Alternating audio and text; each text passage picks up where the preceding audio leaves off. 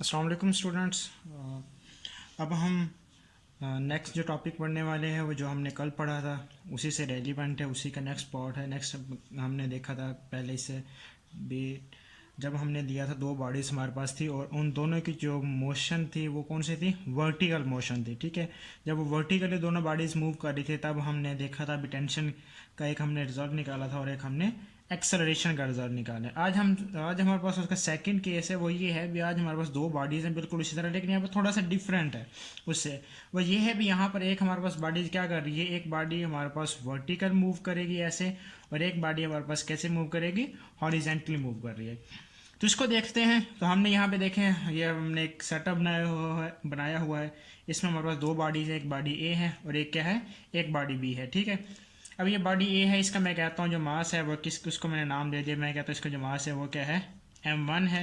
और जो body B2 है इसका मास मैं कहता हूँ वो है m2।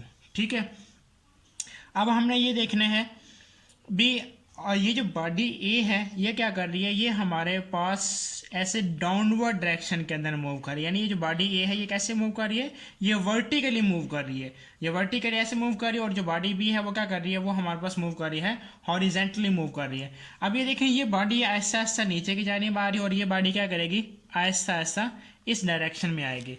और दूसरी बात ये है, ये जो बॉडी भी है इसको हमने एक बिल्कुल स्मूथ सरफेस के ऊपर रखा हो। यानी ये जो हमारे पास ये जो टेबल है इसका जो सरफेस है वो बिल्कुल क्या है, बिल्कुल स्मूथ सरफेस है। अभी यहाँ पर हम ये कह सकते हैं जो फ्रिक्शन है वो अप्रॉक्सीमेटली इक्वल टू जीरो, बिल्कुल स्मूथ सरफेस हमने इसको किया हुआ है। और ये जो हमारे पास जो पुली है, ये वाली पुली जिसके ऊपर हमने इस स्ट्रिंग को गुजारा है, वो हमारे पास क्या है, ये हमारे पास है फ्रिक्शन लेस पुली। यानी ये जो हमारे पास पुली है, ये कौन सी पुली है, ये हमारे पास है फ्रिक्शन लेस पुली। यार यहाँ पर भी जो फ्रिक्शन है वो क्या है, अप्रॉक्सीमेटली इक्वल टू जीरो या ना होने के बराबर है। ठीक है, और हमने जो स्ट्रिंग इस्तेमाल की है वो कौन सा है, इनएक्सटेंसिबल। इनएक्सटेंसिबल हमने पहले भी आपको बता चुका हूँ, आज फिर मैं रिवाइज कर दिया तो इनएक्सटेंसिबल स्ट्रिंग यानी जो नॉन स्ट्रेचेबल है। यानी ये क्या है, जब इसके ऊपर हमने इसके साथ ये वेट को लटकाया हुआ है दोनों एंड्स के ऊपर, तो जब इसके ऊपर लोड पड़ता है तो ये इसकी लेंथ में इजाफा नहीं होता, ये इनएक्सटेंसिबल स्ट्रिंग है। ठीक है, अब ये देखिए, ये आपके पास बॉडी है डाउनवर्ड डायरेक्शन के अंदर आ रही थी, किसी न किसी वेलोसिटी के साथ नीचे की जानिब आएगी। और ये जो बॉडी भी है ये भी किसी न किसी वेलोसिटी के साथ इस डायरेक्शन के अंदर क्या करेगी, मूव करेगी। अब इन दोनों की वेलोसिटी है, जो वेलोसिटी के अंदर क्या आएगी, चेंज नहीं कर रही, पहले ऊपर थी फिर ऐसा ऐसे जब नीचे आ रही है तो किसी न किसी वेलोसिटी के साथ नीचे आ रही है। जब वेलोसिटी में हमारे पास चेंज आता है तो हमारे पास क्या होगा, वहाँ पर एक्सेलरेशन। तो ये जो बॉडी ए है इसका एक्सेलरेशन पे क्या होगा, ए होगा, और इसका हमारे पास जो एक्सेलरेशन होगा उसकी डायरेक्शन क्या होगी, ऐसे। यानी यहाँ पे कह सकते हैं कि दोनों बॉडी सेम एक्सेलरेशन के साथ क्या करेंगे, मूव करेंगे। इसका एक्सेलरेशन की जो डायरेक्शन वो डाउनवर्ड है और इसके एक्सेलरेशन की डायरेक्शन क्या है, वो ऐसे हमारे पास हॉरिजेंटली हमने ली हुई है। अब हमें पता है भी, जो भी हम अर्थ जो कि इसको हमने अर्थ के ऊपर लिया हुआ था, इसका भी क्या होगा, लाजमी तौर पर इसके ऊपर कोई ना कोई फोर्स ऑफ ग्रेविटी एक्ट करेगी, इसके ऊपर भी एक्ट कर रही होगी, और इन दोनों का क्या होगा, वेट होगा। और हमें पता है वेट की डायरेक्शन हमेशा क्या होगी, डाउनवर्ड होगी। हाँ, इसकी भी वेट की डायरेक्शन डाउनवर्ड और इसके वेट की डायरेक्शन में क्या होगी, डाउनवर्ड। तो ये बॉडी ए है, इसका मैंने कहा अभी मैस m1 है, तो मैं कहता हूँ इसका जो वेट है वो W1 मैंने यहाँ पे ले लिया है। और हमें पता है W किसके बराबर होता है, mg, तो यहाँ पे मैं कहता हूँ W1 हमारे पास आ गया m1। ये बॉडी ए का मैस आ गया। और बिल्कुल इसी तरह हम इसका लेंगे, वो W2 होगा, और वो हमें पता है W इज इक्वल टू हमारे पास mg होता है, चूँकि मास m2 है, यहाँ पे हमने लिखा W2 is equal to m2 जी। ठीक है, अब ये हमने यहाँ पर सिंपल इसको ले लिया। अब ये ऐसे डाउनवर्ड डायरेक्शन के अंदर बॉडी ये मूव करेगी और बॉडी भी क्या करेगी, ऐसे हॉरिजेंटली इस टेबल के ऊपर मूव करेगी। अब हमने निकालना है भी इसके ऊपर कितनी फोर्सेस एक्ट कर रही हैं और बॉडी बी के ऊपर कितनी फोर्स एक्ट कर रही हैं। तो हम यहाँ पे ले लेते हैं, पहले हम निकालते हैं बॉडी ए के ऊपर कितनी कौन सी फोर्स एक्ट कर रहे होते हैं। हम यहाँ पे स्टार्ट लेते हैं, net force acting on body A, acting on A. तो चूँकि इसको मैंने ले लिया तो नेट फोर्स, चूँकि बॉडी ए है इसका मास m1 लिया, तो मैं यहाँ पे लेता हूँ F1, ये हमने ले लिया। और इसके ऊपर यहाँ पे देखें, यहाँ पे इसके ऊपर दो चीज़ें हमारे पास, दो फोर्स एक्ट कर रही हैं। सॉरी, यहाँ पे मैं टेंशन को बताना भूल गया, टेंशन के बारे में हमने कल भी देखा था।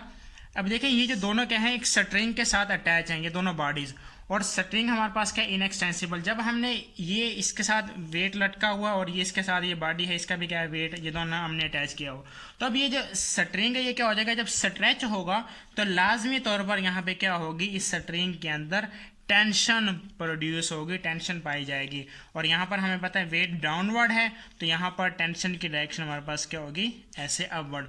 और यहाँ पर हमारे पास टेंशन कैसी होगी, ये यहाँ पर ये हमारे पास इस डायरेक्शन के अंदर क्या आएगी, टेंशन आएगी।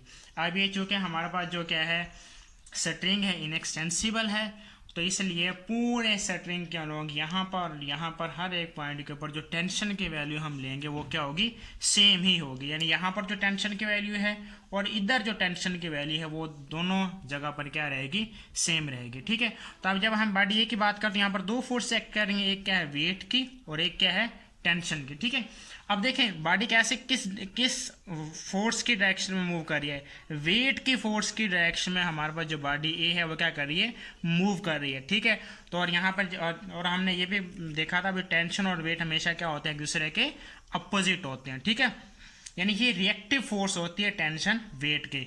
तो यहाँ पे हम क्या लेंगे, चूंकि वेट की डायरेक्शन में बॉडी मूव कर रही है तो इसलिए क्या करेगी, ये हम इसको ऐसे लेंगे, इस रिलेशन को, वो होगा m1g माइनस क्या लेंगे, टी लेंगे। ठीक है, चूंकि ये वेट की डायरेक्शन में हमारे पास क्या कर रही है, बॉडी ये मूव कर रही है।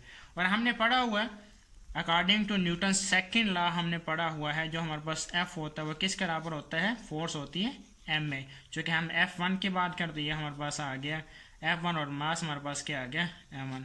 तो इनको हम इस इक्वेशन को मैं ऐसे भी लिख सकते हैं, यानी F1 की जगह मैं m1 को जब पुट करूँगा तो हमारे पास रिलेशन क्या बनेगा, m1a is equal to m1g minus T. ये हमारे पास आ गया इक्वेशन नंबर 1।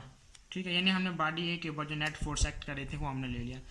अब बिल्कुल इस तरह हम क्या लेंगे, net force acting on body B, हम यहाँ पे लेते हैं net force acting on B, यानी बी बॉडी के ऊपर कौन कौन सी नेट फोर्स एक्ट कर रही है।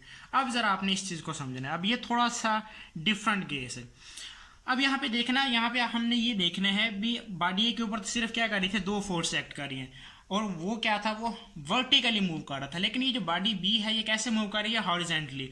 तो यहाँ पर हमारे पास जो नंबर ऑफ फोर्सेज हैं वो ज़्यादा एक्ट कर रही हैं। कैसे, अब ये देखें, इसका वेट है, वेट की डायरेक्शन क्या है, डाउनवर्ड। ठीक है, अब यहाँ पे हमने थोड़ा सा आपने वो जो न्यूटन थर्ड लॉ हमने पढ़ा था उसको थोड़ा सा आपने जहन के अंदर रखना है, फिर आपको ये और भी अच्छे से समझ आ जाएगी। अब ये देखें, ये जो बॉडी बी है इसको हमने कहाँ पर रखा हुआ है, टेबल के ऊपर रखा हुआ है। तो इसका जो वेट है बॉडी बी का, वो टेबल के सरफेस के ऊपर क्या लगा रहा है, फोर्स लगा रहा है। ठीक है, तो इस फोर्स के नतीजे में ये जो टेबल का जो सरफेस है ये भी बॉडी के ऊपर क्या लगाएगा, एक फोर्स लगाएगा। यानी हमने पढ़ा था, सर में पढ़ा था ना, एक्शन एंड रिएक्शन फोर्स, तो यहाँ भी वही केस है। यानी ये जो बॉडी बी का जो वेट है, जो टेबल के सरफेस के ऊपर जो फोर्स लगा रहा है उसको हम कहेंगे वो कौन सी फोर्स है, वो है एक्शन की फोर्स। और इस एक्शन की फोर्स के रिएक्शन के तौर पर ये जो टेबल का सरफेस है ये बॉडी बी के ऊपर एक फोर्स लगाएगा, उसको हम नाम देते हैं रिएक्शन फोर्स। और ये इस बॉडी बी के ऊपर कैसे एक्ट करेगी, वेट के अपोजिट डायरेक्शन में इसके ऊपर क्या करेगी, यहाँ पर एक्ट करेगी। तो यहाँ पर टोटल कितनी फोर्स एक्ट कर रही है, एक वेट की फोर्स बॉडी के ऊपर एक्ट कर रही है, एक क्या है ये जो रिएक्शन फोर्स है वो एक्ट कर रही है, और तीसरा हमारे पास क्या है, टेंशन की फोर्स। अब जरा यहाँ पे देखें जो वेट की, अब देखें वेट क्या है, अब यहाँ पे हमारे पास दो तरह की फोर्सेज हैं, एक हॉरिजेंटल फोर्स है और दूसरी क्या है, हमारे पास वर्टिकल फोर्सेज है। कौन सी है, ये जो टेंशन है वो उसको हम कहेंगे ये हॉरिजेंटल फोर्स है, और जो रिएक्शन और जो वेट की फोर्स है उसको हम कहेंगे ये हमारे पास है वर्टिकल फोर्सेज। तो अब देखें ये जो बॉडी भी है ये वर्टिकली मूव नहीं कर रही, इसकी मोशन जस्ट क्या है, हॉरिजेंटल मोशन है। तो फिर हम यहाँ पे लिखेंगे the resultant of vertical forces m2g and r would be equal to 0। तो यहाँ पे मैं लिख भी देता हूँ, यहाँ पे मेंशन कर देता हूँ the resultant of vertical forces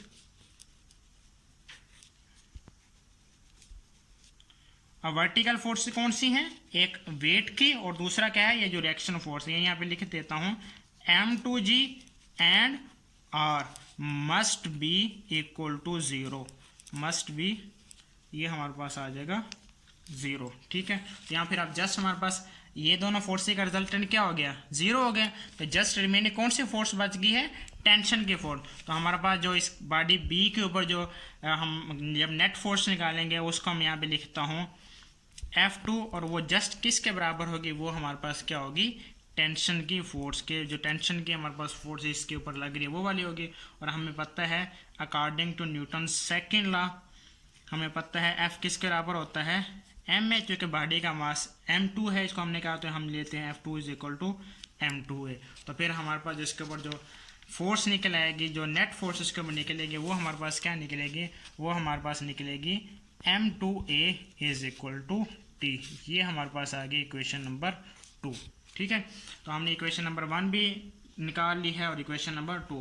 तो अब हम क्या करते हैं, हमने टेंशन और एक्सेलरेशन की वैल्यू को निकाला था, हम क्या करते हैं इन दोनों इक्वेशन नंबर 1 और 2 को हम क्या कर लेते हैं, ऐड अप कर लेते हैं by adding equations 1 and 2।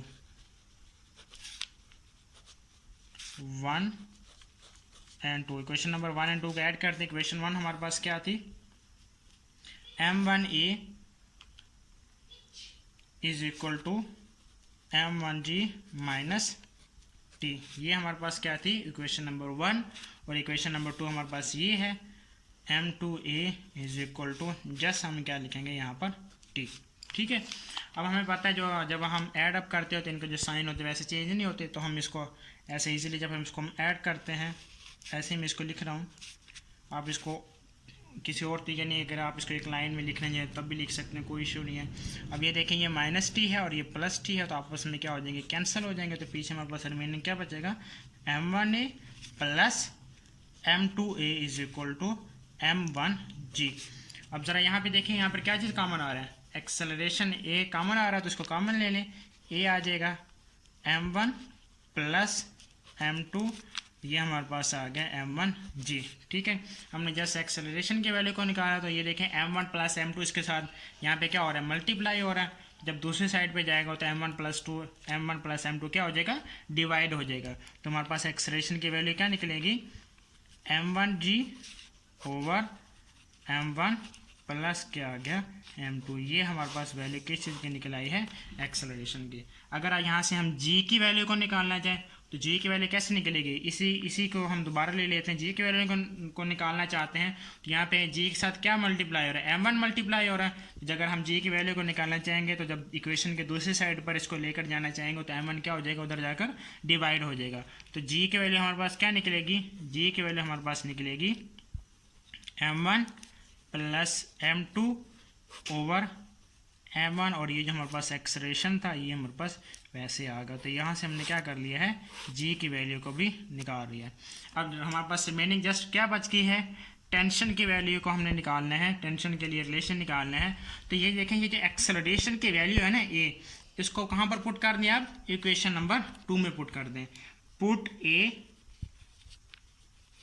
In equation 2, तो पुट करें ज़रा a की वैल्यू को, तो हमारे पास ये क्वेश्चन नंबर 2 है, तो रिलेशन क्या बनेगा, m2 a की वैल्यू ये है हमारे पास m1g over m1 plus m2, और ये हमारे पास आ गया t। तो t की वैल्यू हमारे पास क्या निकलेगी, इसको इजी फॉर्म में लिख लें, m1 m2 over m1 plus m2 और साथ में आएगा g। तो ये हमारे पास क्या आ गया है, टेंशन की वैल्यू। तो ये हम तब आपने जब हमारे पास दो बॉडीज़ हों, एक बॉडी क्या कर रही हो वर्टिकल मूव कर रही हो, दूसरी बॉडी हॉरिजेंटल मूव कर रही हो, तो उसके लिए अगर आपने एक्सेलरेशन की वैल्यू को निकालना है, जी की वैल्यू को निकालना है या टेंशन की वैल्यू को निकालना है, तो इन रिलेशंस को इस्तेमाल करते हुए आप एक्सेलरेशन की वैल्यू को, जी की वैल्यू को और टेंशन की वैल्यू को ईजिली फाइंड आउट कर सकते हैं। और इससे रेलिवेंट एक एग्जाम्पल है, पेज नंबर 67 है बुक का,